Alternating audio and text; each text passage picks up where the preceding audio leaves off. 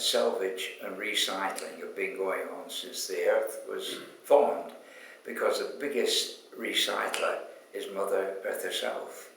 Everything that she's produced and used has been recycled. Trees,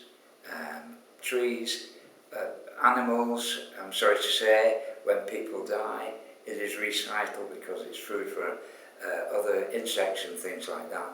So Mother Earth is the biggest recycler of ever anyway.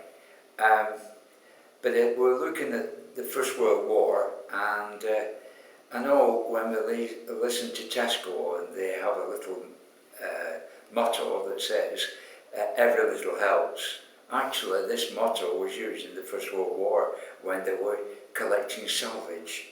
One of the main things they collected in the First World War was aluminium, because believe it or not, all the aluminium that's been mined since year one, there's still 70% of it used in the earth today. It's still being used because aluminium is something that can reuse and reuse and reuse. Coming a little bit further to between the wars, people were very poor, and so there was a lot of recycling going on during those days. For instance, people would have some old cardigans and they'd unpick the wool and then re-knit it into another cardigan. The boys would have clothes, and girls have clothes hand-me-downs. The eldest would get the new suit, and then when the next eldest came along, they got the new suit, unless it was a girl, of course, she didn't get the new suit. But the clothes were handed down until eventually they were worn out, and even then they were not wasted, because in those days you could make a rug with the wool.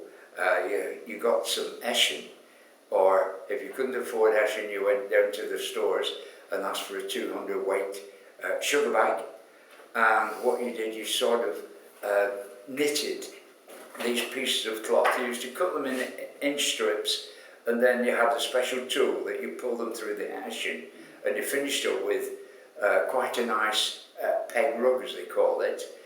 These were all right, but they were very dirty, because with having lengths of material there, they were very hard to clean. And but however, it was another way of using these rags. And then if you had more rags over, then you could see our friend, the local dustman, sorry, not the dustman, it's gone. Rag and bone man, thank you, I'm very sorry, it just went. The rag and bone man, because in those days, the rag and bone was a very useful part of people's lives, because people used to scrub and stone the front and back steps and the windowsills. And what they used to do, used to mop the step first, and then you'd scrub it with sorry, it's gone again. Dolly. No. Donkey stone, I'm sorry, it's going. Sorry, I'm going to pieces here. No, I'm okay. You would rub the donkey stone on and then give it a good scrubbing, and then rinse it off, and it left a beautiful white step. And then to make the step perfect, you would have a white donkey stone and edge this corner of the step so that the white line was on the corner of the step. And people were very proud in those days. Although they were poor, they hadn't much money, they were quite proud. You would find some people would not only mop the step and the windowsills, but they'd go right to the curb edge and mop the flags down there.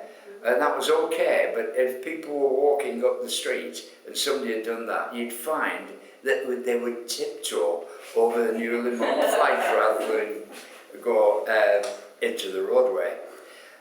So the thing is that any clothes that were useful, they could be hand-me-downs, and then when they were worn out, you could cut them up for carpets, for rugs, and then what was left you could give to the rag and bone man, and in return he would give you a donkey stone or 2 donkey stones, depending on how much material you gave him.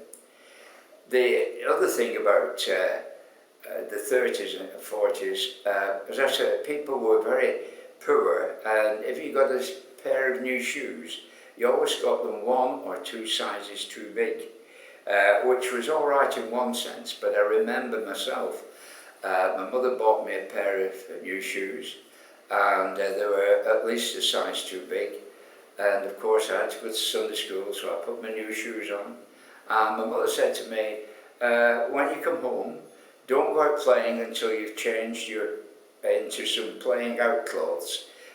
So me being clever, I didn't bother going home, and we went up to Bank Top, and Bank Top, there was a farm there, Care's farm, and they had a pond, a fish pond, and overhanging this pond was a tree. Needless to say, I climbed this tree, and what happened, one of my new shoes fell off into the pond. So I had to walk about a mile home, as though one leg was shorter than the other. I can't remember, I must have got into trouble, but I can't remember much about that. But also, one of the things they did with recycling during the war were rummage sales. Now, I don't know whether any have been to a rummage sale. I was asked, my wife was a school secretary at Pikes Lane School, and they had a rummage sale. And they said to my wife, Ruby, would you like to help with the rummage sale? I said, yes. So we're all waiting. The doors were open at 7, and they opened the doors at 7 o'clock.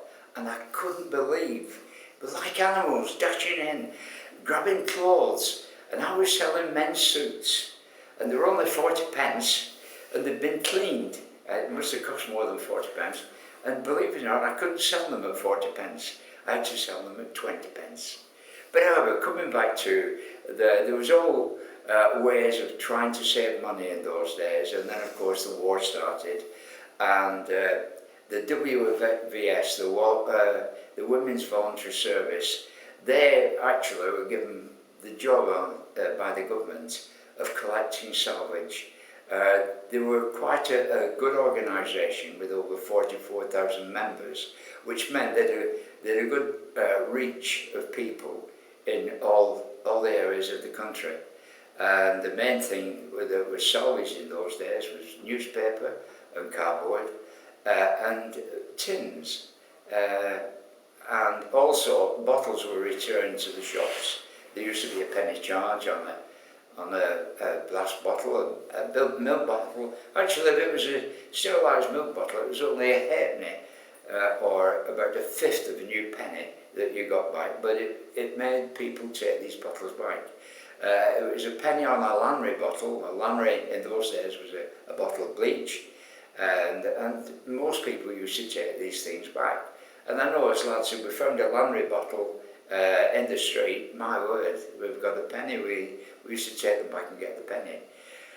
The thing is that there was big salvage drives during the war, and nearly everybody's cast iron railings were cut down for the war effort. But actually it was a bit of a propaganda idea, this, because they never used any of those railings. But actually people thought they were doing the best for the war effort if the railings went. And most of those railings, I'm told, were emptied in the Thames estuary, or some were used as ballast in ships, and I'm told that some African countries now have Victorian railings because they were used as ballast in the ships that went to their countries. And it was really a big thing, salvage in those days. At school, I went to St Paul's School, that's a bridge, and in the ladies' cloakroom were 2 salvage bags, one for paper and one for tins. And they were absolutely gigantic bags. They were about 3 times the size of a 200-weight sugar bag. And they used to collect, the government used to collect these bags once every 2 weeks. And what used to happen is, in the evening, some of us lads would go around knocking on people's doors, asking, have you any salvage, missus? And of course they give us the newspaper and we put them in the bags. Also the tins went in the bags. They were a bit smelly, but also that was recycled was bones, because bones you can make glycerine and other things out bone residue. But I'm glad to say we didn't have a bone bag in the school. Actually, it was the girls' cloakroom. In the girls' cloakroom because it would have been rather smelly. The amazing thing is that, as I mentioned about aluminium, there is a company in Warrington has the biggest aluminium reclaim place in the world. It's the biggest factory to reclaim aluminium cans, and actually they get the aluminium cans not only from this country but from abroad, and they put it in a furnace up to 550 degrees centigrade, and that actually kills the paint or anything else that might be adhering to the tin. And then what they do with it then, they actually cut it up into small pieces and then put it through a moving belt under some large magnets, and this takes all the steel out, and what they're left with is aluminium. And believe it or not, they put this aluminium back into the furnace to 700 degrees centigrade, and eventually they finish up with an ingot of aluminium that's 10 metres long and weighs 27 tonnes. It's quite a big factory, this. And they then transport this ingot to Germany, who actually rolls at a very good rolling mill over in Germany, and they roll this until they have thousands of metres of very thin tin, which can be reused again for tins and what have you. And the thing is, with it being aluminium, as I've already said, it can be used time and time and time again. It is never actually discarded. During the war, they used to have salvage drives, and where they'd have a special week for newspaper, and people would be collecting the paper, and they'd be storing this paper, and then on the salvage drive they'd have a target, and you were away again. Also, they used to have not only salvage drives, but savings drives. In Bolton, we had a saving drive for the first HMS Dido, which is Bolton's adopted ship now. It's the second one, I believe, that we have adopted now, but it used to be, it was the first one, and they raised £1 million. I'm not sure whether they raised it in a week or more than a week, but they actually paid for the Dido. Also, salvage drives, they were a part and parcel of life, because the country was so short of certain things, in particular wood. Believe it or not, in the First World War, we had to import a lot of timber from Norway, because we were using our supplies of timber. Our forests were being cut down, and we had nothing left. And believe it or not, going back to Nelson's day, we had to import oak from other countries to make the battleships for Nelson's navy. Consequently, in 1920, they introduced the forests that we know today, that are looked after mainly by Woodland Trust and so. And so there was a big planting drive in the 1920s. And in Bolton, you can see the results of these drives. If you go up to Belmont, up Blackman Road, you see these big pine forests. And actually, they were planted after the 1920s so that we had a supply of wood of our own.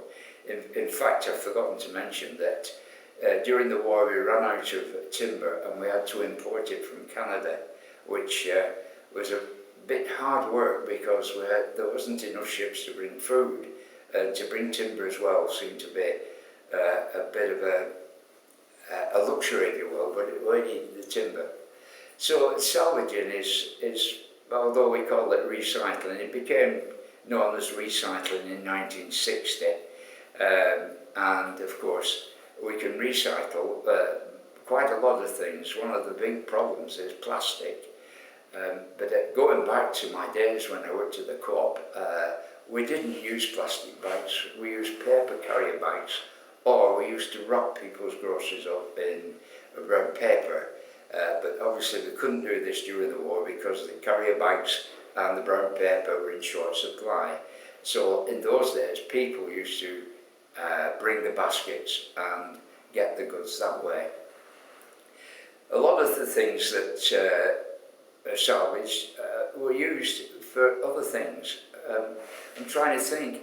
I know this sounds probably in today's living you wouldn't dream it, but old underpants and old vests were used as dishcloths in the kitchen and mop rags for mopping the floor. It wasn't unusual to see somebody's underpants being wiped on the doorstep, but it was one of those things. In those days too, they had grandad shirts, and grandad shirts were shirts without collars. They got the collars, and one of the big problems with the collars, they used to get dirty at the back and the front, because with so much smoke and dirt in the air, they were dirty no time at all. But the beauty was, your shirt would last you 5 years, but your collar would only last you 5 months. But you could buy new collars, so you were recycling your shirt in a sense with these collars. There was other things. I remember, as I've said about unpicking woolen things, that was one thing. But other clothes would be used to make new dresses. We've already talked about dresses being made before people go out on a Saturday night. They make their own dresses. And during the war, of course, all materials were rationed. You're only allowed 64 points a year for all your clothes. And a pair of trousers, you'd take 8 points, whereas a lady's skirt only took 7, which was a bit unfair, really. It should have been 7 apiece, really, but there you go. And a pair of socks would be 1 point. I say point, that was the wrong word. Coupon, it would be clothing coupons. But there, you started off with 64. An overcoat would be 16 clothing coupons. So a lot of people were quite happy with their allocation of coupons because they didn't use so many clothes. I know it sounds a bit funny saying that, but you didn't. If you bought an overcoat, that'd last you 3 or 4 years, so you wouldn't buy an overcoat every year. But eventually they brought the number of points down, coupons down to in the 40s as the war went on. Furniture, to get new furniture, they gave dockets. And to get a docket, you had to be newly married. And then you got utility furniture. And there used to be a utility sign, and it used to say CC41. If you find any clothes with that little label on, it is a wartime label. And CC41 stands for Civilian Clothing 1941. That's when clothing and the rationing of furniture and other things came about. So recycling today is, a lot of it goes on, not as much as it used to do. I don't know whether giving money back on bottles will mean a lot, because today a lot of people they seem to not bother about the pennies. It's such a price, we do a penny change, or don't bother about the change. And yet in the 30s, a penny was a great thing. And I'm just trying to think something else about the things today. It was in the back of my mind and it's gone. No, it has gone, but the recycling today is nothing like it used to be during wartime, really and truly. I would think, and this is only a guess, probably 90% of things that could be recycled during the war were recycled, but today it's probably down in the 50s, 60%, if that. So recycling is a big thing today because of there aren't the coal mines, there are the mines for other alloys or minerals that there were 50 or 60 years ago. And I think that as people have got a little bit wealthier, they don't think about recycling as we did during the war and in the 30s. One thing I do remember is that if you wanted a siphon of soda water, then in the 40s, a siphon of soda water was 2 and 3pence. And in that 2 and 3pence was a shilling returnable coin in the 2 and 3pence. So it was 1 and 3 for the contents and a shilling for the bottle itself. I recall at the court we had one lady and she used to use the tick book. And her husband, I'm sorry to say, he wasn't a very happy man about going to work. And he knew his wife had the tick book and used it, and he would come in and he'd say... Just explain what a tick book is. Oh, I'm sorry, yeah. A tick book is like a credit card, really. What happens with a tick book, a person will buy some groceries and she won't pay, even if it's Monday, she won't pay till Friday, so it goes on what they call the tick book. And at the end of the month, end of the week, all the days she's bought things, they've gone on the tick. On the Friday, it's totaled up, and then she pays for what she's had on the tick. It's a form of credit.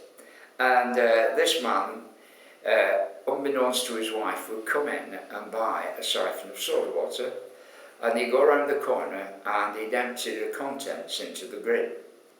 And then he'd bring the siphon back, and he'd get a shilling back out of the petty cash tin, and he'd go across the Royal Hotel, and you could get 2 pints of beer for a shilling. So, and his wife never knew this, and so there are some funny things that happen with recycling. That's just one of them. But the thing is that jam jars, a small jam jar, a pound jam jar, you would get a halfpenny. In a £2 jam jar, you would get a penny. And also, we used to sell loose vinegar when I was at the co-op, so in a sense they used to bring jugs for vinegar, so you were saving on bottles. And there were many ways that people used to sort of save on bottles. For instance, a milk bottle, people used to put a jug outside with a little piece of cloth with beads round to keep the birds and any dirt from going into the milk. And they put the jug out, and when the milkman came, he used to put half a pint or a pint of milk in the jug, put this back on, and it saved on milk bottles. I understand that a milk bottle can be used 8 times. That's the life of a milk bottle. So there was many ways. Did they do this at the co-op? Did they? I can remember our corner shop, they would, the butter didn't come in packs, they would cut it off like cheese. Yeah. They'd slice the ham to your... Well, that's right, yeah. Well, coming on to that, a wonderful thing that happened during the war, it might not sound wonderful, but you think about it, it was. Everything was rationed, including your groceries, and your allocation of butter was 2 ounces a week, allocation of margarine £1/4 pound a week, allocation of lard or cooking fat was 1.5 ounces a week, and originally when cheese went on ration it was 1 ounce a week, so that's about a fingerful of cheese. Bacon you got £1/4 a week, sugar £0.5 pound a week. Well, it did vary sometimes it'd be £0.75 pound, but in the main it became £0.5 pound of sugar. And coming back to the butter, we used to get big kegs of butter, 56 pound kegs, and obviously during the war you wouldn't get kegs of butter, it used to come in £0.5 pound packs, but before the war and after the war these kegs of butter came, and one firm that you could go to, one shop, was the Maypole, and every time you went in the Maypole you could just smell butter, because they had these big kegs on the counter and they'd cut you £0.5 pound off or whatever. But as I say, in wartime, everything, the main rations were were actually rationed, and not a lot of ration. And all the other things were rationed actually on the shelves, because you were given, for instance, sweets. You were allowed 2 ounces of sweets a week. In your ration book, you'd have D's and E's. They were small little squares, D1 and E1, and each one of those squares was worth 2 ounces. So if we went to the sweet shop, you'd have to take your ration book and get 2 ounces of sweets. All the other things were rationed, tin meats. If you wanted, you were allowed 20 points a month to spend. If you wanted a half-pound tin of salmon, which you wouldn't get because the delivery was so poor. In fact, we had 600 customers where I worked, and we got 24 tins of salmon a year. And so what do you do with 24 tins of salmon?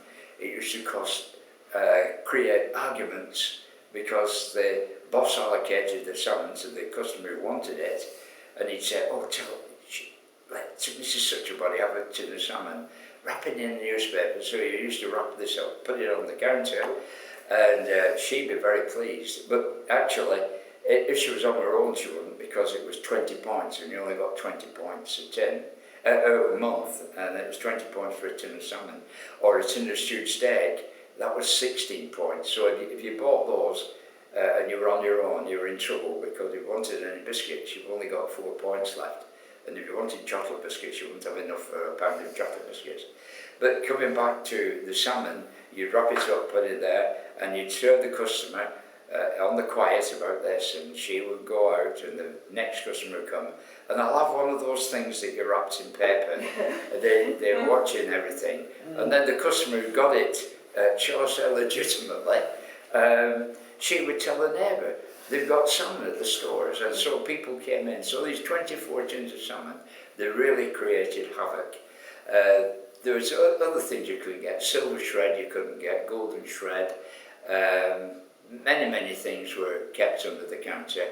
And again, it's a way of saving money. Recycling is a way of saving money and saving products as well. Believe it or not, it was an Irishman who designed the wartime ration book. And if you look at it and think about it, it was a brilliant piece of paper or booklet, because he covered everything with his ration book. People did well during the war. People were more healthy, because you couldn't get other things. When you go into a supermarket now, some of these supermarkets have up to 16,000 items. In a grocery shop during the war, you were lucky if there was 500 items. So there we go. The only thing you could do that weren't on ration was soup, but you could only get Scotch broth or mulligatawny. If there were any chicken soup, that was kept under the counter. Tomato soup was a little bit easier, but if you got these mulligatawny, wasn't a favourite by a long shot, but you'd always plenty of mulligatawny. Another thing is jams. You couldn't get strawberry jam unless you were lucky. That was in short supply. Blackcurrant was in short supply. You could get apple and gooseberry, rhubarb and apple and something else. All the mixed jams of food that we could grow in the country were easy to get hold of. But if you wanted any of the better type jams, I'm sorry, they were kept what they called under the counter, i.e. out of the way, because you might only get a dozen jars, and as I said, we had 600 registered customers there. So that's a little bit about wartime.